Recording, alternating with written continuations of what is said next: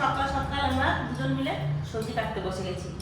কালকে বলেছিলাম না যে কালকে কিছু আছে, প্রোগ্রাম আছে। প্রোগ্রাম বলতে এই যে মা এসছে না, মুনের মাকে আজকে এখানেই খেতে বলেছি। তো এখানে আসবে আজকে মুনরা, ফুচু সুজিত ওরা আসতে পারবে না, যে জন্য ফুচু সুজিত আসবে না। তো বললাম দিদিকেও আর বলে কি দরকার আছে, কারণ আমরা সবাই এনজয় করবো, তা ফুচুর মনটা একটু খারাপ হবে। ওই জন্য দিদিকেও বললাম না, শুধু এবারে মুনকে আর মাকে, দাদাকে, রোহিতকেই ডাকলাম। আর কালকে তো রোহিতের গানটা দেখেছো না? কি করে দেখবে তোমরা? অনেকেই দেখেছো, ফেসবুকে ছাড়া হয়েছে, কি দারুণ গান গিয়েছে, দারুণ দারুণ। তো ওরা আজকে আসবে, ওই জন্য সকাল সকাল আমরা দুজন মিলে শুরু করে দিয়েছি কাটাকুটি আর গল্প করছি দুজন মিলে। আর হাসি গল্প করছি কেন জানো তো? বলছি বিয়ের যখন প্রথম আমাদের বিয়ে হয় তখন আমাদের কি সুন্দর গল্প হতো, কি সুন্দর বলতো, হ্যাঁ গো তুমি কাউকে ভালোবাসতে, তারপর তুমি আমাকে কতটা ভালোবাসো, তারপর বলতাম আমি যদি মরে যাই তাহলে তুমি কাঁদবে, মানে খালি শুনতে চাইতাম যে ও কতটা ভালোবাসে। আর বিয়ে 22 বছর পরে গল্প যা হয় না সেগুলো আর বলার মতো না। সকালবেলায় উঠে হ্যাঁ গো তোমার পটি পরিষ্কার হয়েছে,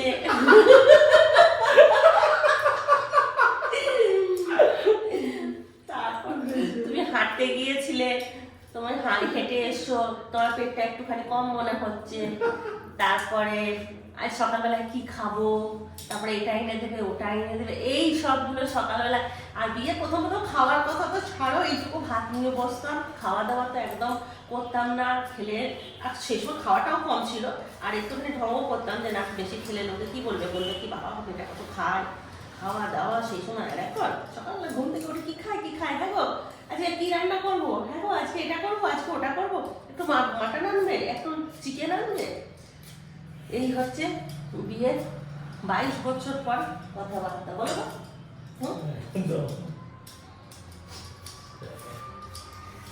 তো সকাল থেকে রান্না বান্নার জোগাড় তো লেগে গেছি, কাটাকুটিগুলো করে রেখে দিই, তারপর ঘরের কাজে লাগবো, পুজোটা করে আসবো, তারপরে রান্না বান্না বসাবো। তাহলে সাথে থাকো আর দেখতে থাকো একটা ব্লগটা, আশা করছি ভালো লাগবে।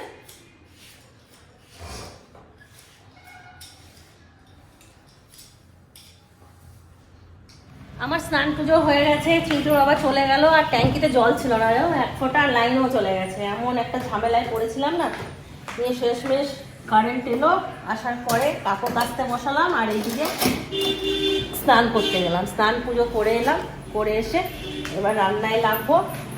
চিন্টুকে টিফিন দিয়ে দিয়েছি, রিন্টু বললো ম্যাগি খাবো, তাই ম্যাগি বানাচ্ছি ওর জন্য।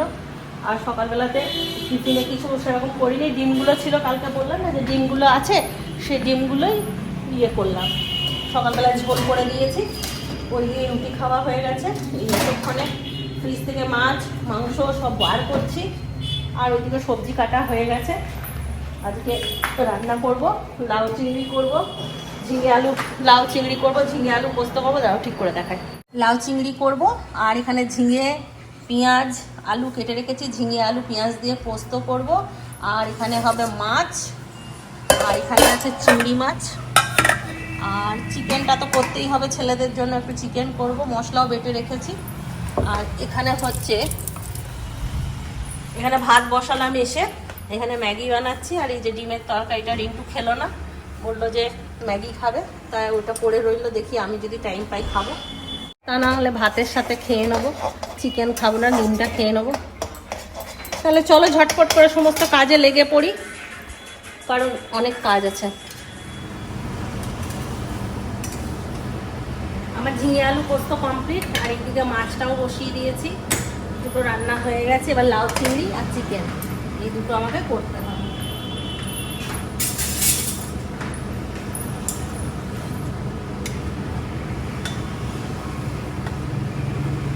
এখনো ঘর ঝাড় দেওয়া হয়নি, কাপড় কেচেছি, মেলা হয়নি, ওগুলো করতে হবে।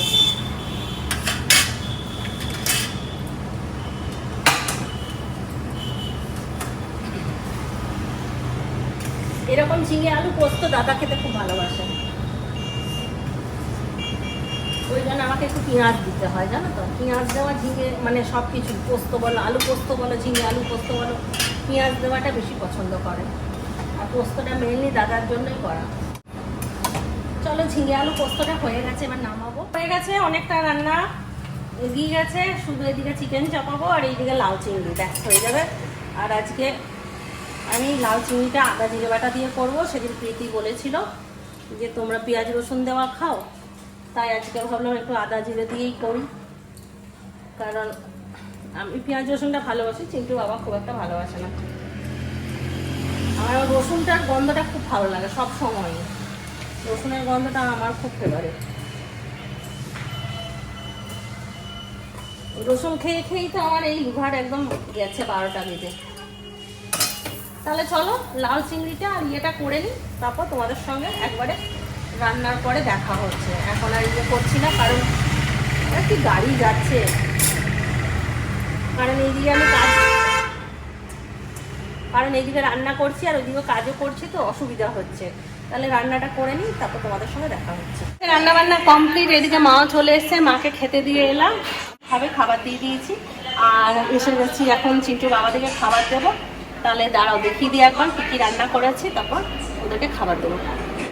এই যে ঝিঙে আলু পোস্ত, এখানে কালো জিরে কাঁচা লঙ্কা দিয়ে একটা মাছ করেছি, এখানে আছে লাউ চিংড়ি, এখানে আছে ইলিশ ভাপা, আর এখানে আছে চিকেন, আর এখানে আছে ভাত। এখানে ছেলেরা সব বসে গেছে, এখনো মন আসেনি। এই মাত্র ঢুকলাম আমি, একটু দেরি হয়ে গেল, শ্বশুর অসুস্থ।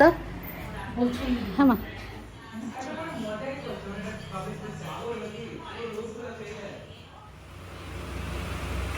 কেমন হয়েছে রান্নাগুলো? দারুণ দারুণ, সত্যি ঝিঙে পোস্তর জবাব নেই। আর লাউয়ের তো তুলনাই নেই, আর মাছ তো বলতেই নেই কোনো। চলো যাক, তো দেরি আছে খেতে। চলো মাধবীর খাবারটা সাজিয়ে দিই।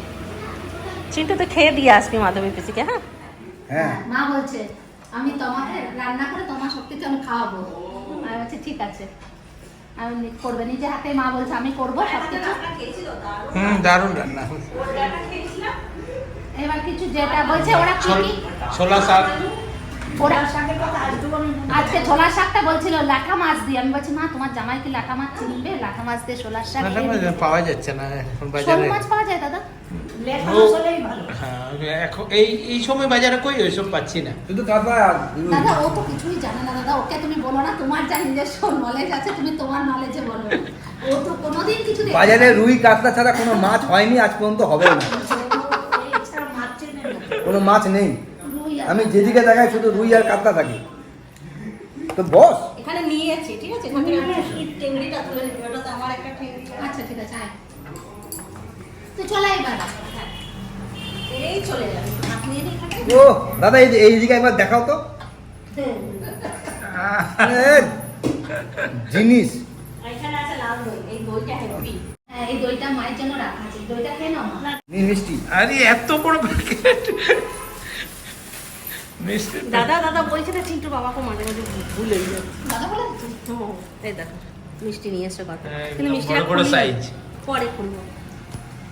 তুমি বসো, খেতে বসো। আয় বাবু আয়, আমি আর খাওয়াতে পারছি না, তোর এই খাবার রান্না দেখে আমার মুখের সামনে। যতই ভাবছি তুই আসলে খাবো, কিন্তু হচ্ছে না, উঠেই যাচ্ছে। আমি আসছি এক্ষুনি, এটা নিয়ে নিয়ে একটুখানি। আমার মুখে উঠেই যাচ্ছে খাবারটা। তাহলে খাওয়া দাওয়া করে শুয়ে পড়েছিলাম, গল্প করছিলাম আমি আর মন। এখন দোকান যাচ্ছে, এই যে দোকানে বেরোচ্ছি। রেডি হচ্ছে। রেডি হচ্ছে, চলো। তোমার তুই উঠবি না কিন্তু, আমি দিব্যি দিয়ে যাবো তোকে। কোথায় গেলি দেখা এই যে যাচ্ছি, ডিউটি যাব, দোকান যাচ্ছি, সব আমরা ভাই বোন রেডি হয়ে গেছি। তোমারও ভাই রেডি হয়ে গেছে। এখন লাইটটা পড়ছে, এই জন্য আমাকে খুব মোটা মোটা লাগছে। এই দেখো আমি এখন দোকান খুলতে যাচ্ছি। তোমার কাছে খুব সুন্দর ছিলাম, সারাদিন আনন্দ ফুর্তি করলাম, খুব ভালো করে খেলাম। এখন ছেড়ে যেতে ইচ্ছা করছে না। কেউ নাই, কোনো মেয়ে নাই, কিন্তু আমার আজকে খুব থাকার ইচ্ছা ছিল তোমার কাছে। এদিক থেকে দাদাও কি মারছে। হ্যাঁ ইচ্ছা ছিল। এই যে এই দেখো আমি এখানে শুয়ে আছি একা, আমি গল্প করছিলাম, এখন আমাকে একাই থাকতে। চল চল চল আমার সাথে চলো। এই যে ওকে এখন বলেছি শুয়ে থাকতে। একটা বিছানা রেডি থাকতো, শোবে কেন? ওই একটা খটখটি কাঠের চেয়ারে বসে থাকতে হবে সারাদিন। আমার গুড আফটারনুন ফ্রেন্ডস, মন চলে গেছিল, একটুখানি ঘুমিয়ে গিয়েছিলাম। ঘুম থেকে উঠে গলাটা বেশ খুসখুস করছে, একটুখানি কাশি হবে মনে হচ্ছে, ঠান্ডা লেগেছে, নাকটা দিয়েও হালকা জল গড়াচ্ছে আর একটু ঠান্ডা লেগেছে। আর এখানে আছে মিষ্টি, মিষ্টিগুলো সব ফ্রিজে ঢোকাতে হবে। আর আমি এলাম একটুখানি চা খাবো, চা খেতে ইচ্ছে করছে, তো একটু চা বানাবো।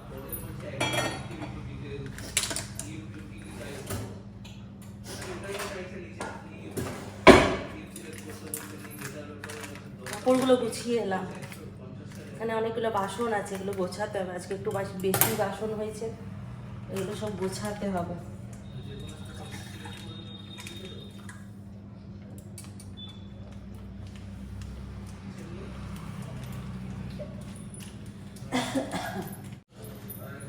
গলাটা এত খুসখুস করছে না যে চা না খেলে ঠিক হবে না। একটু গরম গরম চাটা খেয়ে দেখি, জানি না ঠিক হবে কিনা। মনটা বলছে যে একটু চা খেলে যদি ঠিক হয়। শুতে পারছি না, একটু শুলাম কিন্তু এত গলাটা খুসখুস করছে না যে উঠতে বাধ্য হলাম। চিন্টুকে বলে একটু সন্ধ্যে দিয়ে দিতে, চিন্টু সন্ধ্যে দিয়ে দিল। আর মুনকে বলে বিকেলে আসবি, তো মুন বললো না আর আসবো না, দিদি বাড়ি চলে যাবো, কিচ্ছু খেতে পারবো না, দিনে বেশি খাওয়া হয়ে গেছে, আর আসবে না। আর আমাদেরও অনেক খাবার আছে, ওই হয়ে যাবে।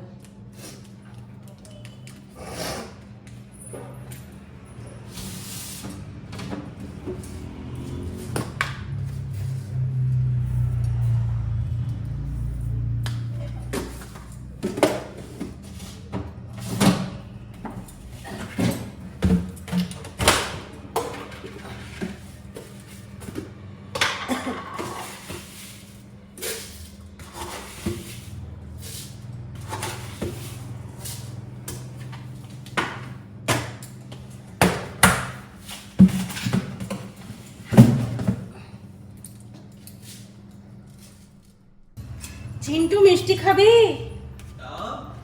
আর কটা দেবো, দুটো না তিনটে?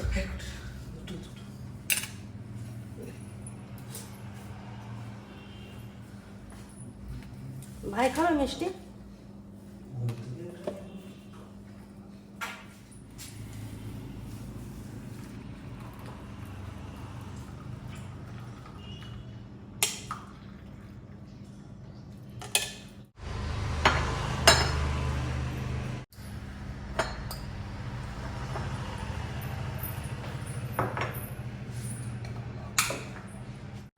কাশি হচ্ছে রে,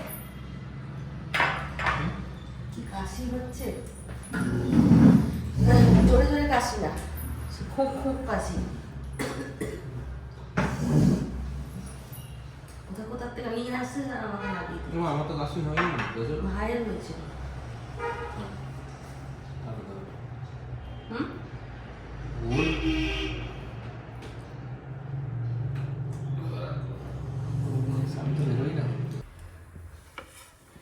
আজ দুপুরে অনেকগুলো ভাত বেঁচে গেছে, তাই ভাবলাম ঠান্ডা লেগেছে, ভাতটা ঠান্ডাটা খাবো না, একটু গরম করে নিই। তাই একটুখানি ভাতটা ভেজে নেবো। কিনে রান্নাঘরে চলে এসেছি আবার, ভাত ভাজাটা করে সবাইকে খেতে দিয়ে দেবো, অনেক রাত হয়েছে।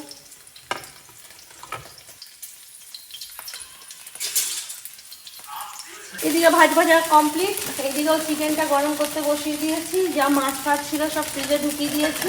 তাহলে রাতের খাওয়া দাওয়া আমাদের এই হবে।